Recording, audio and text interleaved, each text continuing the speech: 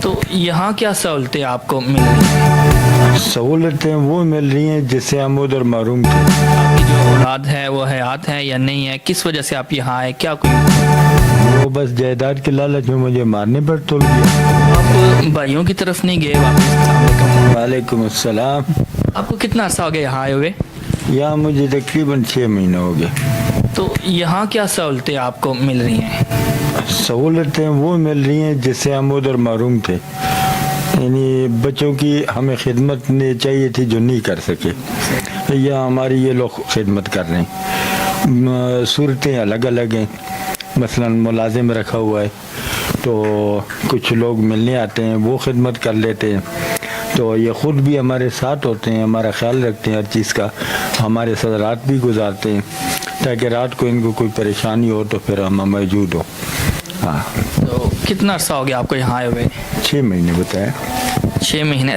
کیا آپ کی جو اولاد ہے وہ حیات ہے یا نہیں ہے؟ کس وجہ سے آپ یہاں آئے؟ کیا کوئی میں نے اصل میں شادی پیار کی تھی تو 5 بچوں میں سے ایک بچہ پلا. 6 مہینے کا رہ گیا تھا. 10 سال بعد بیوی فوت ہوئی تو بس اسی کو پالتا رہا ہوں اور ٹارگٹ رکھا شادی نہیں کرنی. 28 سال عمر تھی اس وقت میری جب وائف فوت ہوئی. تو آج 36 سال ہو گئے بچے کو. شادی بھی اس نے کی ہے, 3 بچے بھی ہیں ابھی. تو مجھے ابھی اس کی ضرورت پڑی. اب تک تو مجھے ضرورت نہیں تھی. میں نے دل کا آپریشن کیا تھا, سٹینٹ ڈالے. مجھے ہرنیہ بھی ہے, اس کا بھی کرنا ہے, لیکن دل کی دھڑکن بہت سلو ہے. 20% دھڑکن ہے جس کی وجہ سے آپریشن نہیں ہو رہا. چانس 50-50 ہے.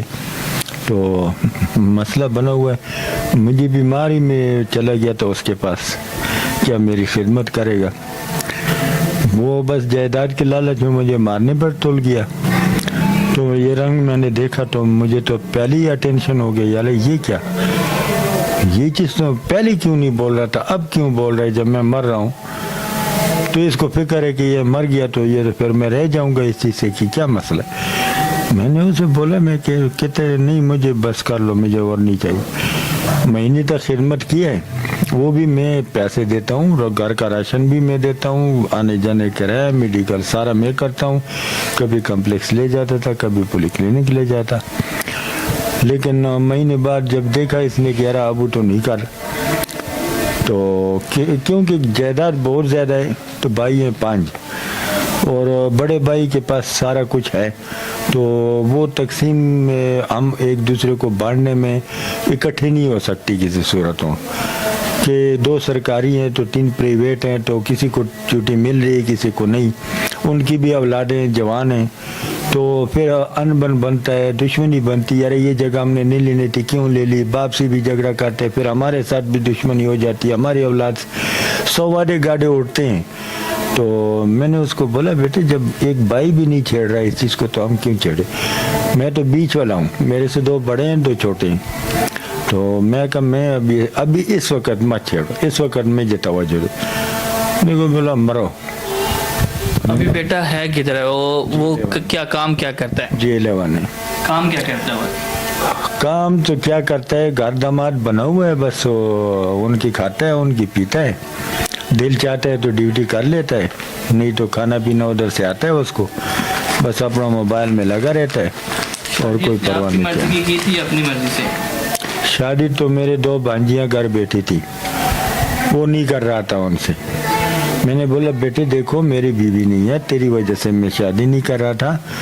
تو مجھے تیرے سے ایک ہی تو فرمائش تھی کہ ایسی عورت سے شادی کرو جو میری بیٹی بن سکے. کل تو میری خدمت نہیں کرے گا جب مجھے ضرورت ہوگی تیری تو وہ بھی نہیں تیری کرے گی, یاد رکھو.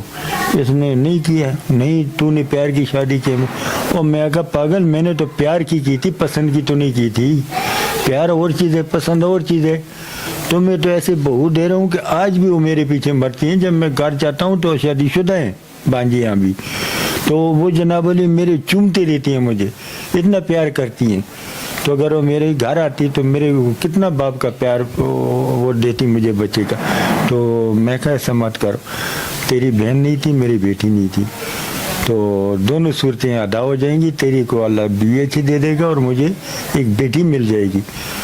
تو آپ بھائیوں کی طرف نہیں گئے واپس بھائیوں کی طرف ان کی طرف گیا لیکن وہ بھی اپنے بہوؤں سے مجبور ہے، پردیس ہے نا، تو ہر کسی کے پاس اتنی رہائش کی جگہ ہے جس میں گنجائش ہوتی ہے آپس کی فیملی رکھ سکتا ہے بندہ. تمہیں پتہ ہے کہ کرایہ ہوتے ہیں، 3 بھائی ہم کرایہ پہ رہتے، 2 بھائیوں کی اپنی جگہ ہے. تو اب تو وہ ایک بندہ اپنی جگہ والا رہ گیا، دوسرا بھی کرایہ پہ ہو گیا. جب پہلے اپنا تھا وہ بھی کرایہ پر ہو، کیونکہ وہ پاؤں سے ضعیف ہو گیا تو ابھی وہ مسئلہ بن گیا، پیسہ اس کے چلا گیا سارا، کروڑپتی سے 0 پہ آ گیا. اب اس کے بچے جس سوسائٹی میں اس نے پالے پلے ہیں، اب وہ جو خرچہ مانگ رہے ہیں اس کو پورا ہونا ہی اس کے لیے مشکل ہو رہا ہے. تو ادھر بیوی بھی الٹی ہو گئی ہے، بچوں کو ورغلاتے وہ یعنی ہر گھر میں مسئلے پیدا ہو جاتے ہیں. پھر جب میاں کمزور ہو گیا نا تو زنانی جو ہے نا بچوں کو مسائل بنا دیتی ہے میاں کے لیے.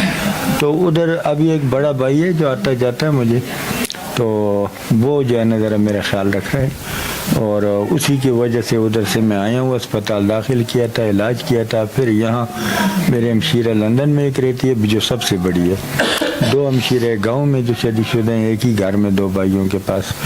تو وہ آئی ہیں، انہوں نے میرا علاج کیا. پھر میں 9 دن کے بعد پھر ادھر آئے ان کے مشورے سے، کیونکہ مجھے کوئی مکان کرایہ پہ نہیں دے رہا تھا کہ اگر تو یار اس حالت میں ہے میں تو باتھ روم کے لیے نہیں جا سکتا تھا نا یار، آپ پکڑ کے مجھے لے جاتے تو میں پیشاب کرتا، خوراک تو میں کھا ہی نہیں سکتا تو کچھ ایسی حالت تھی.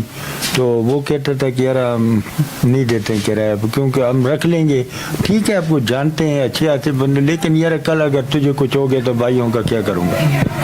لیکن ویسے ابھی آپ یہ سمجھتے ہیں کہ یہاں آپ کی کفالت اچھے طریقے سے پھر میں ادھر مجبوراً آیا ہوں کہ یار مجھے اگر کوئی مکان نہیں دے رہا اور بھائی بھی مجبور ہیں اپنی جگہ، کیونکہ میں دیکھ رہا ہوں مجبور ہیں، وہ کوئی ان کی مستی نہیں ہے.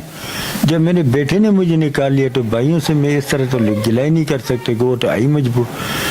تو میں چلتا ہوں ٹھیک، تو ادھر آ گیا ہوں.